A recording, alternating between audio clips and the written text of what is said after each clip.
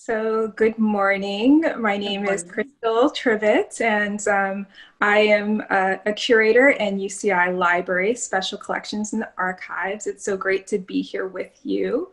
I'm going to start off with some basic questions to get a sense of who you are. And the first one, of course, is I want to ask you, can you state your full name, how I should address you?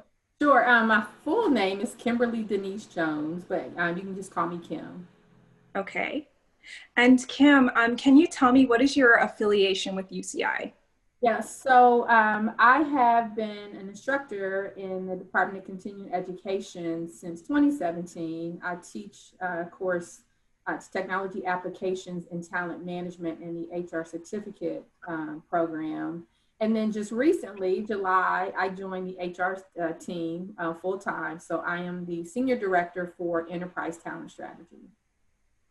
That's fantastic. Now, how long have you been at UCI? So originally since 2017, I joined originally, and then just this July, I transitioned to also being a full-time member of the HR team. Great. Is there anything else you would like to share about your affiliation with UCI, your experiences at UCI? It's been awesome. I never necessarily saw myself as an instructor or a teacher as part of my career plan, but when the opportunity was presented to teach, because HR is something that I love, I would not be doing anything else other than working in the field of HR. And so to be able to contribute to this HR certification program was something I was really interested in. And then because the program was geared towards international students, I saw this as an opportunity not just to teach, but also to learn. And so having students from, anywhere 5 to 8 different countries being part of my class and from different stations in life, not necessarily just recent undergrad graduates, but I've been fortunate that I've had students who were a little bit further along in their career and then decided to add this particular element to their profile. It expanded who I am as an HR professional because of working in this program and having the focus be on international students. Thank you so much. Can you tell me, just to expand a little bit, it sounds like you are really fulfilled and happy with your position Mm-hmm. currently. And I wonder if you could just share with us what is the most fulfilling aspect of your position right now and why? Yeah, so in my new role, just having an opportunity to create a strategy, a cohesive strategy for campus, for health sciences, and for the med center. I've worked for other large organizations before. This one I will say is unique in that the med center and the medical college and then campus are kind of three distinct entities on what their talent needs are under the UCI umbrella. Having an opportunity to look at that as one entity, but then create these micro strategies that are around talent attraction, but also talent optimization. How do we find talent out in the market locally, nationally, globally who want to come and contribute to UCI? But then once we have employees here, how do we make sure that they are being optimized, fulfilled, engaged, and certainly a byproduct of that would be retention for whatever period of time. And so those are the things that make me excited because I get to create from scratch and then just being really optimistic about that success, being able to step back from it and see the organization be a better organization because we're able to attract the right type of talent and then keep that talent engaged and helping the organization continue to move forward. Thank you, Kim. Uh, you are more than just UCI, and so I want to dig a little deeper and get to know who you are outside of this university. Can you tell me a little bit about who you are, your past? Where were you born? Yeah. So I'm from Columbus, Ohio. I am the youngest of 11. I have 9 sisters and one brother. I grew up in I would say, a normal Midwest middle class neighborhood. All of the families knew each other, on our street. all of the husbands and fathers respected each other. Everybody was, willing to help out. We ate popsicles in the summertime and we shoveled snow in the winter. And so for me, that was my normal. That's what you do growing up. Attended public school, high school. I attended an all academic high school where there was an actual lottery that you had to go through to be part of that. But I was able to participate in sports at my home school. So I was a cheerleader. I ran track, and so those were kind of the foundations of who I am. I graduated from Wilberforce University, which is one of the 113 historically Black colleges and universities. Wilberforce University is in Southern Ohio. It's named after an abolitionist, William Wilberforce. And so part of the Underground Railroad actually runs through the land that campus is on. And so when I think about the importance of abolitionists in helping, enslaved Africans find freedom, in a country that was founded by people who were supposedly fleeing oppression. I have a really deep appreciation for Wilberforce as an institution, and really proud to say that I am a graduate of a historically Black college. And so those are kind of my educational roots. My major was organizational management. I have a Bachelor of Science in Organizational Management. I've been really fortunate that my career has afforded me opportunities. I've worked for a nationwide insurance company. I've worked for Honda, Raytheon, GE Aviation, Northrop Grumman, and then NASA Jet Propulsion Laboratory, all in HR, talent acquisition, college recruiting, executive recruiting. Diversity has been a big part of what I've been able to do. When I worked for Raytheon, I managed the Polish Services Program, which at that time, Raytheon was the primary contractor for National Science Foundation. So I managed the team that hired all the contractors that go to Antarctica. So I deployed to Antarctica for 6 weeks. I spent most of my time at the main station, McMurdo, but I did have an opportunity to go to South Pole for 3 days. And it was amazing to be, at the bottom of the earth, highest, driest, windiest, coldest place on earth. And so, after doing that for 20 years, I decided to combine all of the things I was passionate about, the wisdom that I had gained. And then I had launched my own talent acquisition consulting practice back in 2017. And so I had been working with companies to create talent acquisition strategy, process, resource alignment, diversity, and then specializing in HR technology. So helping companies identify technology or be better at using the technology that they have. And so that was really interesting because more often than not, especially in technology, when I was in a room full of peers, I was typically one of very few women, but always the only Black or brown face in the room. And so when you tell someone who has, graduated from Stanford or MIT or University of Texas, Austin with, these awesome computer science programs, that I have a Bachelor of Science degree from Wilberforce University, a place that most people had never even heard of.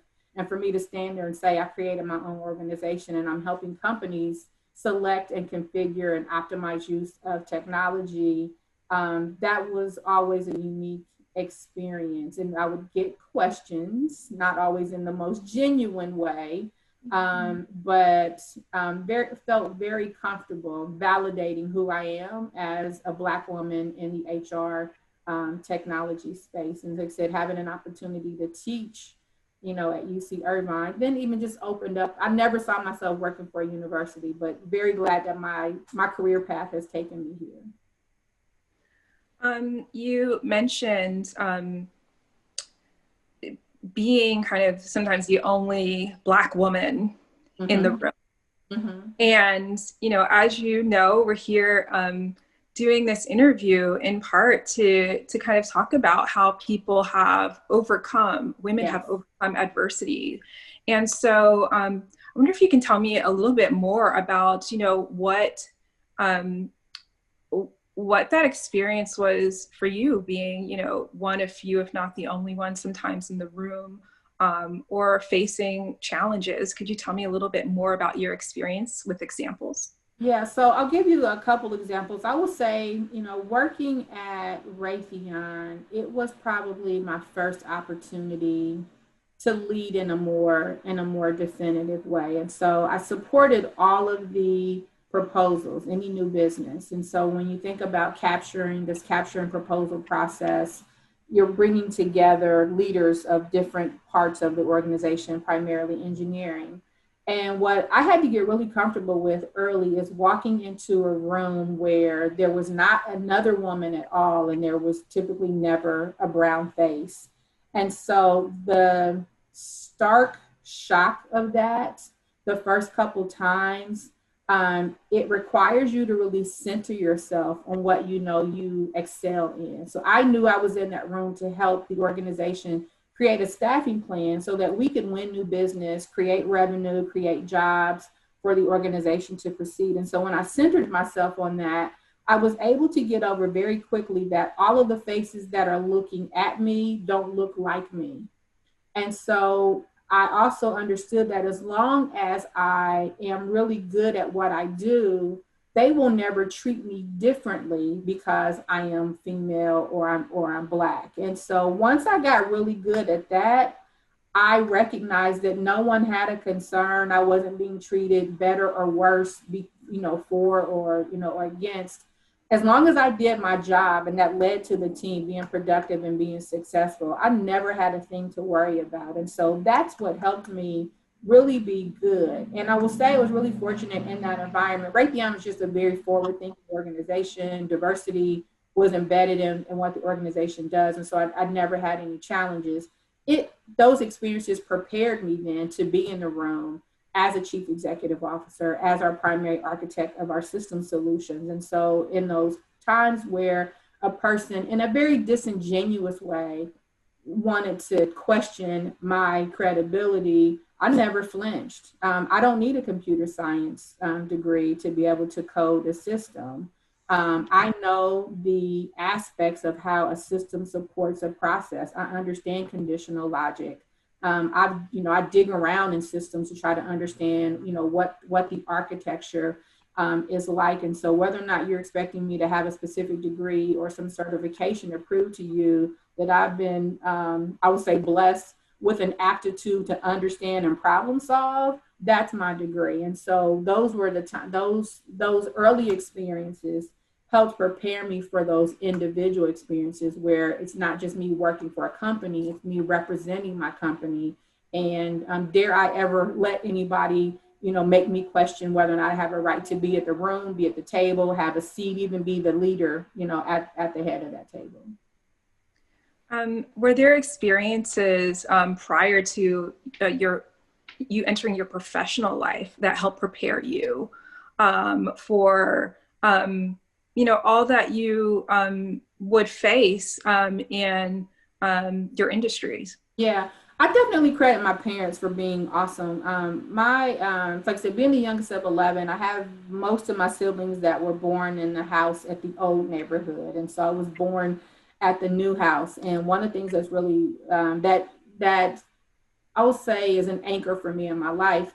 My father worked for a construction company, and the house that I was born in, my father knew the developer of that, what at that time was the suburban neighborhood. He had gained the respect of a lot of people in the construction industry, as a Black man growing up through some very tumultuous times in our country. And because of the respect that this man had for my father, he was moving out of the house, and he contacted my dad and say, "Hey, I'm moving. Would you and your family like to move in this house?" And so, of course, my dad said yes. Family was kind of in transition, older siblings married, kind of moving out. And so my parents bought the house. We were the first Black family in the neighborhood. As soon as my family moved in, neighbors started moving out. So the neighbors to the left of us moved out. And so they put a for sale sign in the yard. My father calls back to the old neighborhood, to our neighbors, the newbies, and said, "Would you guys, the house next door went up for sale. Do you want to move over here?" And so then, the newbies move. And so this kind of, now transitioned from an all white neighborhood to mostly Black families, but there were still some white families further down the block who stayed. And so when I think about my father working very hard, great work ethic, to the extent that there were white people who were clearly in positions of influence who came to respect him as a husband, as a father, as a business colleague, that they said, oh, you should come and live where we live. Those are the roots of who I am. And so when I think about being true to who you are and not altering yourself for people to accept you, that definitely had an impression. I mean, it's something I have focused on in all of my professional situations. I'm not gonna be the song and dance to get people to like me. This is who I am. Here's my college degree. Here's my GPA. Here's the bodies of work that I've been successful at. Here's how my organizations that I've worked for, the positive impact that I've had. Not just that I've done work, the quality of the work has made those organizations better. I stand on all of that, and I know it's because of the lessons that I really learned from my parents. If you had to, summarize a lesson that you would share with your friends, your family, about what you've learned from those experiences living in the neighborhood, what kind of watching people, groups of people leave, but others come in and become your neighbors. How would you summarize that? What lesson would you share? Yeah, so it's interesting to me when we think about the planet and that there are people who are dispersed across the planet, and that we all recognize that we are people, but for some reason, because of the melanin in your skin or the amount of melanin, how a face is shaped, your hair, that somehow we will treat a person differently just because of a naturally occurring characteristic. And so the lesson that I have learned that I continue to walk in is we are all human. And if you have decided in a very deliberate way to treat a person less than, in some attempt to marginalize who they are just because of naturally occurring characteristics, that's for you and your soul to work out. I will continue to live my life based on the fact we are all on the same planet. We are all people. As long as you're fair with me, I will be fair with you. And so that is, especially growing up in a house full of sisters. I tell people all the time, I have every version and variety of sister. And my sisters will tell you there have been times as we've all grown up, we all love each other. We don't all like each other. Like, we are all so different. But we grew up, in this Jones household. And so if I could learn to love that many personalities of women in one house, I can certainly learn to love, work with, be neighbors with anybody else in the world. And so that's what has just helped me really navigate, not just through life, but also through my professional career as well. Thank you so much for sharing. Thank you. This was good. A good conversation for me. Good. Let's turn a little bit to what's going on in 2020. Yes. How have the recent events of 2020 impacted your life, your physical or mental health, your spiritual life, relationships, career? Yeah, so talk about COVID and just, the social injustice. And so the social injustice has always existed. And so where I think where it's clear that the last few months have made it more prominent, it's not new. And so as I talk to people about social injustice, I have some mile markers when I think about just social injustice. So I'm going to go to 1492 and then to 1619. And then I'm going to go to Juneteenth, the fact that there was, a proclamation by the president that, slaves are free, but then you still have a whole group of people who are being kept as slaves. I want to talk about 1776, where you declare this independence, but there are still people being treated as property. Emmett Till, Philando Castile, Medgar Evers, Martin Luther King. And so there's all of these mile markers in this very littered history in this country. And so where we are right now is just another mile marker. Like it seems more popular to talk about right now, but it's still just another chapter in a really soiled history of, you know, European colonizers who come to a land that wasn't new to the people who were already here and indigenous. You go to a whole other continent and enslave people to come and do work for you. Now this country and the wealth that we have now is all built on this. So this moment in time is really a moment in time built on all of those things. You then add a global pandemic to a country that already has a situation where there's real division that exists. There's also disparity. And so when you think about communities of color who have been hit very hard by COVID because of underlying conditions, if I don't get an education, I don't get a good job. If I don't get a good job, I don't have access to good health care. So of course, when a global pandemic comes, it amplifies all of these disparities. So now I have just general social and injustice, and now I have a global pandemic. As part of my family, there's 4 generations in our family right now. I think I counted 47 nephews. And so I am in fear for them every day because I never know when a neighbor, a random person, a police officer will merely see them as a Black man and make an assumption about how they should deal with them based on the color of their skin. That happens every day for us, global pandemic or not. And so it's the combination of all of those things that before I can even show up at work, do you know how much I've had to deal with just getting myself to work? And not just, oh, we're out of coffee. Oh, which car do I drive to work? Because some people have those options. I leave my house and I have to be thoughtful around who might see me and think less of me because of my skin. And so you amplify in an exponential way what happens when you are Black or brown.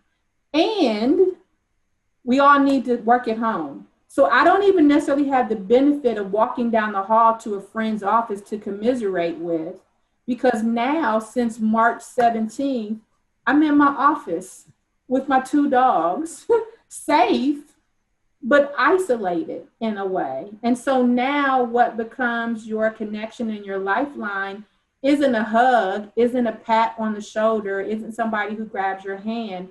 It's just being able to connect with people.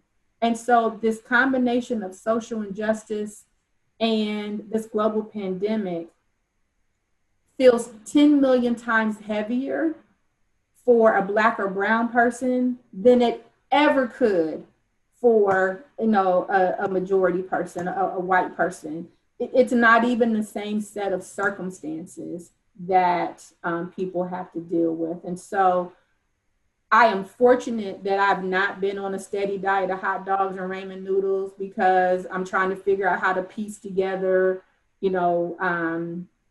unemployment. I understand how blessed I am, and through that, I've tried to be a blessing to other people. I just know that I am in the minority as far as there are a lot of people who are struggling, and I don't take for granted that I've been able to work every single day through social injustice and through a global pandemic. You mentioned your nephews. Mm-hmm. And the concern that you have for them on a day-to-day basis. Yes. And I'm going to ask you a hard question, which, Sure. you can answer however you feel comfortable. Mm-hmm. But, on a regular basis for a long time, and even in the midst of this pandemic, we've seen and heard or watched the murders of Black people. Yes. George Floyd, Breonna Taylor, you name it. And I want to hear from you. How do you process that? Yeah. So I think that PTSD has been normalized in the Black community. And so we've seen it so often. It's the same way if you take, if you get, your tolerance builds up for Tylenol or for NyQuil or for any other medication. You develop a tolerance for. That's what our bodies do, physically and emotionally. That's what we do. And so the processing for me is, here's just another despicable aspect of American society that we have to learn how to live with. That is not very different than the public lynchings, where a Black person, for just being Black, would be lynched, and groups of white people would come and stand around and watch it as if it was normal to hang a Black person, soak them in gasoline, burn them, whatever. The fact that that became normal for those set of spectators is the same sort of, as Black people, we've had to normalize watching other Black people be victimized. And I'll tell you the one that impacted me most, and not that they didn't all impact me, but Trayvon Martin, as a 17-year-old child, walking home with Skittles and an iced tea, minding his business, not trying to rob anybody. The fact that he would be profiled and pursued by a predator who was told not to follow him.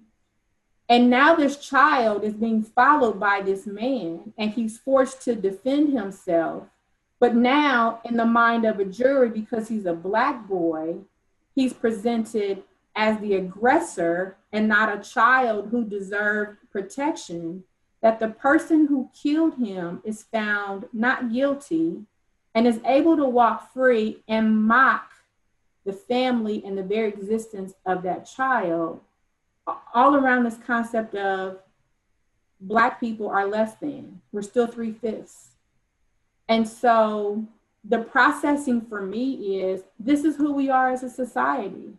And so when I look at a generation of nephews that I have, who, like a lot of Black families, have had the talk, as much as we know we've done that on a regular basis, it's a roll of the dice every day when they leave the house, to go to work, to stop and get gas, to be in the grocery store. When might they meet the police officer, the George Zimmerman, the whomever, who would automatically assume they're not worthy, they are less than, they are suspect, they fit the description. And even if they attempt to comply and answer questions, they could still find themselves in a dangerous situation. So I'm gonna go back to where I started. The fact that Black people have had to normalize PTSD is not normal. Yes. Yes. All of that. Yes. In the midst of the oppression, the continuous oppression and attacks and murders, there's been an uptick in protest and in the Black Lives Matter movement, and the growth of allies and allyship across this country and others. What are your thoughts on the social movements that are currently taking place around when I say like a battle for Black lives? Yeah, so I believe that the statistic is there were protests in after the death of George Floyd. There were protests in all 50 states and I think 19 countries. And so I appreciate that people felt that it was time to speak up in a very different way. And so I'm glad that there was a freeing of it's okay to say this is wrong. Um, this concept of allyship, I will say, to the extent that it became a lot more permissible for people to people of all kind of ethnic backgrounds, social economic statuses to be able to speak out on behalf of social injustices. I appreciate that. Now, this word allyship, I feel like it's the popular word of the moment. And there are times where I feel like I don't want to use those words because they're kind of fleeting. And I'm like, call wrong, wrong. Call right, right. Call a supporter. But the popular word. And so I want everybody to understand that the way that Black people are treated in this country goes all the way back to how Black people first came to this country. It's all rooted in those origins. And so the more defined proclamations of this is wrong and we need to fix it, I don't want it to stop when the hashtag is no longer a hashtag. And so the same way you can get accustomed to something, are those in power just waiting for this to stop being a hashtag to continue then with the next wave of the overt oppression, racism, and discrimination? And so how do we stay consistent? How do you remain consistent in these efforts? Because the people who have been killed are no more or less dead. You have to keep moving. And what we have to do is work in a way where we can eradicate that anybody is killed, is assaulted, is impacted because of the color of their skin. And so that is really my focus, is even before it was popular, especially on LinkedIn, the place where, this professional environment, it's been interesting watching professionals show their true colors. You have to be vocal in your neighborhood, with the police in your community, with your elected officials at the state, local, and federal level. This message is not about just the moment. This message has to continue to be moments. And so staying focused on real systemic change is absolutely necessary. Kim, how are you, enacting social justice? How are you being an advocate? If I can call you that, because you certainly sound like one. And so I want to know about how is your advocacy demonstrated in your life? So working with my family to make sure that they understand, at work, here are the things that help keep you employed, seen as, a contributor, being able to progress in your career, especially around this area of diversity. I have those same conversations with my friends. I get, friends who call on me a lot, resume advice, interview advice, or just working through, things that they have with their employers. The other piece of that is in my role, creating a talent strategy for UCI. I know that diversity, equity, and inclusion is an essential. It's not an accessory. So I take great pride in that I have the ability to bring my perspective as a Black woman, as an HBCU graduate, as, a business owner, knowing that there are people, not just who are ethnic minorities, there are white people who don't fit the cookie cutter, who can be marginalized. And so my ability to be an advocate around making sure no one is denied an opportunity to gain employment or remain employed because of a characteristic, those are the ways that I kind of in this corporate construct am able to be an advocate, because I know having access to education gets you access to employment, employment gets you access to healthcare. Those are all directly linked. And so if I can help level the playing field by making sure there are no constructed barriers to entry, to fluidness in your career, those are the ways that I know I have the ability to really positively impact what people experience. Thank you, Kim, for sharing so much about how you're processing the current moment. And I just wanted to see if there was anything else about the current moment that we are in that you like to speak on. You know, when I think about just where we are, I would say the importance of voting. I just and not. I think we sometimes you can get lost in the big government vote, but local politicians, local government elected officials have an impact really on your day-to-day life. And so when I think about a global pandemic and social injustice as this, a new decade of it, the importance of voting, making sure the people who lead our government really understand, have a mind for right, for fair, for inclusion, for thoughtfulness.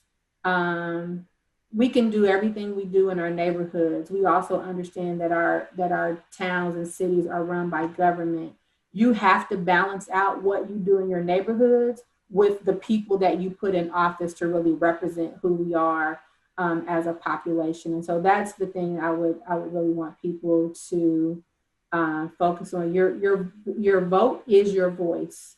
And you need to make sure that your voice is heard, not just on election day, but holding accountable those people that we voted into office who are now making decisions about resources and things that will happen in your local community. That's a powerful message for all of us to remember as we are approaching the election. Yes, absolutely. Are there specific things that you think that Black people need to keep in mind around voting and exercising that right? Yeah, I make good decisions. It's easy to get caught up into sound bites because commercials are only so long. It's also easy to get caught up into the environment you've created around social media. You can reinforce how you think because you decide to follow people who think just like you, and so now you think you're right. But a lot has been said about political affiliation, and to me, it's not about necessarily a particular party. It's about the words from the people within that party. And so, what I would encourage people to do: take the time to research, ask hard questions, and look at the facts. You have to make decisions. I'm not a one issue voter. I definitely take a look at, here are all of the things that are part of a platform, and what of these things are the most important to me, but can I also be thoughtful enough about what has an impact to other people? Like I said, I've not been negatively impacted by COVID. It doesn't mean that I don't have empathy and sympathy for other people who have been. And so when I go vote, I'm also going to vote for those people because I want people in office who can be thoughtful enough about who we are as a country, all 300 plus million of us, and not just a small group of us. So be an informed voter. And if for some reason the person or issue that you voted for isn't what comes to fruition, that doesn't stop you from holding those elected officials responsible and accountable for decisions that ultimately impact your life. We're coming to almost an end, but I have maybe 2 more questions for you, if that's okay. Yes. The first is, why are you sharing your stories? Why is the telling of your experiences and perspective important for you? Everybody has a story to tell, and I think there's sometimes people need to hear a similar story to reaffirm how they are feeling. And so I appreciated the invitation, and I also recognize I have been really fortunate in my career. I've had access to lots of things that Black girls don't get access to, and so I think it's important. Not a thing. I know it's important for other Black women to see Black women that affirm who they are, but it's also important for people who are not Black women to see there are people who have worked hard, who have been successful. And so the world isn't just about the minority who become the billionaires. The world is about every single person's story. And so it's important that that story be as diverse as possible so that we really understand there's not a single anything. This really is about us, and the us is really, not just the collective. It's really the individuals that are part of our society. And the last question, you touched on this several times during our conversation today. How have you survived and thrived through the adversities you faced throughout your life? And if you just, kind of wrap it up in a bow. Yes. I'm still going to go back to my parents. I watched my parents be phenomenal. I watched my parents raise 11 children and then raise another generation of grandkids and raise another generation of great grandkids. And what I saw them be was honest, committed, determined, and intentional. And so I have to be focused on those as my kind of life anchors and repeat exactly what I saw them do, in their